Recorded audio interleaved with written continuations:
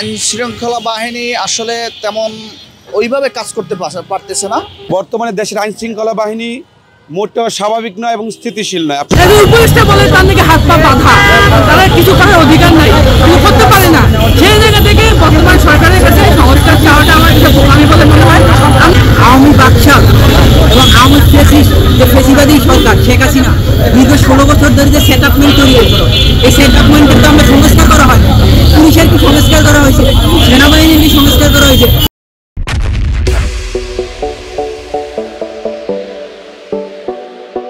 র্যাবের কি সংস্কার করা হয়েছে? তারা তো আওয়ামী লীগের সময় বেনিফিশিয়ারি ছিল। সেই বেনিফিশিয়ারি থাকার কারণে এই তারা অপরাধ দেখতেছে, অপরাধ দেখে তারা চুপ থাকে। অপরাধ হওয়ার পর অপরাধীকে ধরতেছে, কিন্তু এর আগে ধরতেছে না। যে বাংলাদেশের প্রত্যেক জায়গায় যেই পরিমাণ এখন হত্যা হচ্ছে, আগে গুম ছিল। যদি এই সরকার গুমের জায়গা থাকতো তাহলে সেই জায়গায় কিছু মানুষ নিয়ে গুম করতো। আপনারা জানেন গাজীপুর তথা সারা দেশের আইন শৃঙ্খলা বাহিনী অত্যন্ত দুর্বল, এবং এই দুর্বল আইন শৃঙ্খলা বাহিনীর কারণে মানুষ বিন্দুমাত্র আস্থাশীল না এই প্রশাসনের প্রতি। বর্তমান সরকার সাপোর্ট যতটুকু দেওয়ার মতো দিচ্ছে, কিন্তু উপদেষ্টাদের বিভিন্ন বিভাজন বা দলীয় বিভাজনের কারণে এটা দিতে পারতেছে, মানে সাপোর্টটা দিতে পারতেছে না। যখন কোনো বড় অভ্যুত্থান ঘটে বা কোনো বিপ্লব ঘটে, তখন দেখা যায় যে পরবর্তী সময়ে বেশ কিছু অস্থিরতা থাকে।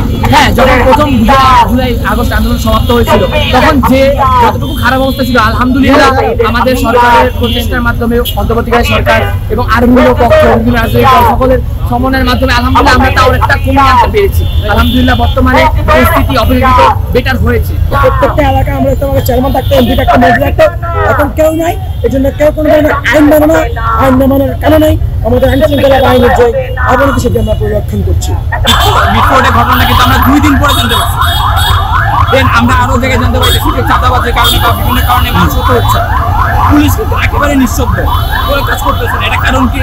কারণ এখন সিম্পল, যে একটা সৈনিক যার বেতন ছিল হয়তো 25 বা 30,000 টাকা, সে বাসা ভাড়া দিয়ে থাকতে হইলো 30,000 টাকা, সে বাসায় ভাড়া দিতে হলো 30,000 টাকা।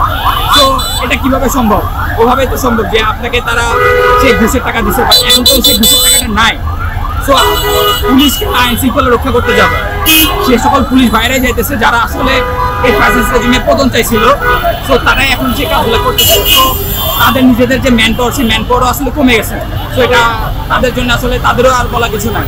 পুলিশ এখানে নিম্নিত হয়ে বসে থাকে। যেই সরকারের উপদেষ্টারা পাথর রক্ষা করতে পারে না, সেই সরকারের উপদেষ্টা কিভাবে ভোট রক্ষা করবে সেই বিষয়টা আমাদের বোধগম্য হয় না। আইন শৃঙ্খলার পরিস্থিতির জন্য বর্তমান দায়ী অন্তর্বর্তীকালীন সরকার, কারণ তারা নিয়ন্ত্রণ করতে পারছে না। আওয়ামী লীগের যে ফ্যাসিস্টরা এখন আইন শৃঙ্খলা বাহিনীতে বসে আছে, তাদেরকে নিয়ন্ত্রণ করতে পারছে না। তারা যাচ্ছে জুলাই গণবিপ্লবকে তারা বিতর্কিত করতে, জুলাইয়ের যে আকাঙ্ক্ষাকে তাচ্ছিল্য করতে, এটা অপমান করতে চাচ্ছে। তারা চাচ্ছে যে জুলাইয়ের মধ্যে দিয়ে আসলে আমরা ভালো কিছু পাই নাই, আমরা সেই আওয়ামী লীগের মতো অবস্থায় যেরকম এই যে আওয়ামী লীগকে তারা নর্মালাইজ করতে চাচ্ছে, এটা হচ্ছে মূল কারণ।